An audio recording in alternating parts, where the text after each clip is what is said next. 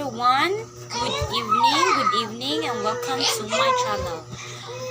So, ang ating pag-uusapan ngayon is tungkol sa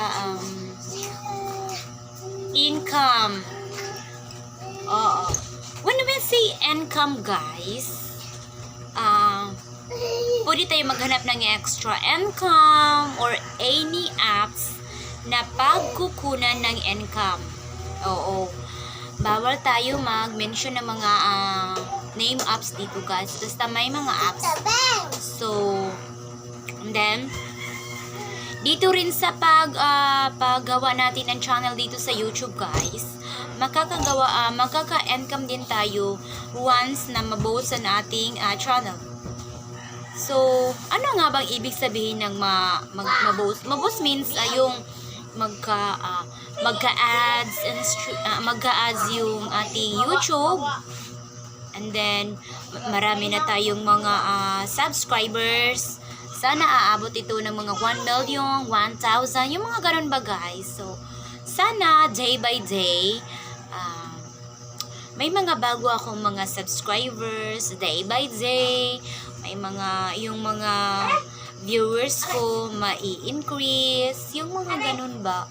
So sana sa mga nakasubscribe sa akin, pakisabi ng mga kaibigan nyo, nakasubscribe na aking YouTube channel, guys.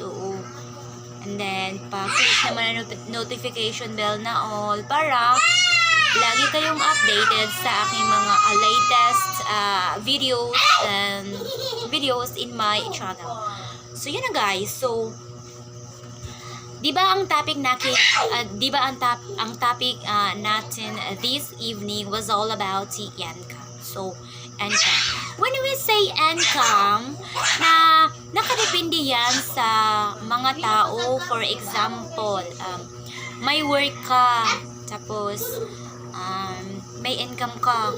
So, kapag may work, guys, so may income. So, it means mag-asawa tayo. So, that means an income. So, kung hindi ka pa comfortably sa sarili mong sahod, or pwede tayo makagain ng extra income. For example, magbe-business tayo.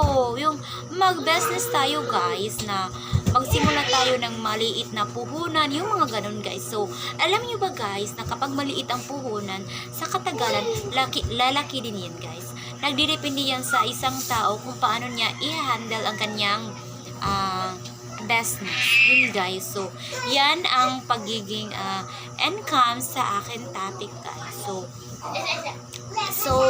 when we see income, guys, nakadepende yan, guys, kung paano natin i-handle or paano natin yan ano ba yung tawag dito? Kung anong paraan ang ginagawa natin para magka-income tayo dito sa mundo, guys.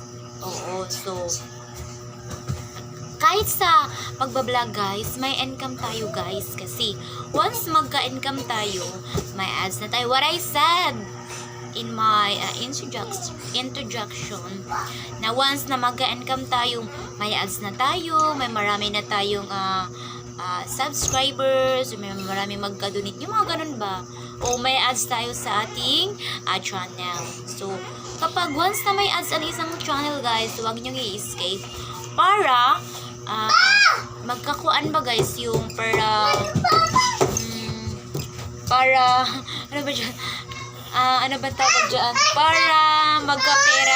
para magkapera ang isang vlogger, guys. So yun na, guys. So sana sa content na ito may matutunan kayo, at sana mag-like kayo sa aking comment, sa aking video, or mag-react kayo ng heart, at sana i-share nyo ang aking live para mas marami ma-share nyo ang aking video para mas maraming maka-view ng aking content sa gabing ito. And then happy Saturday, everyone, and thank you for watching. Bye bye.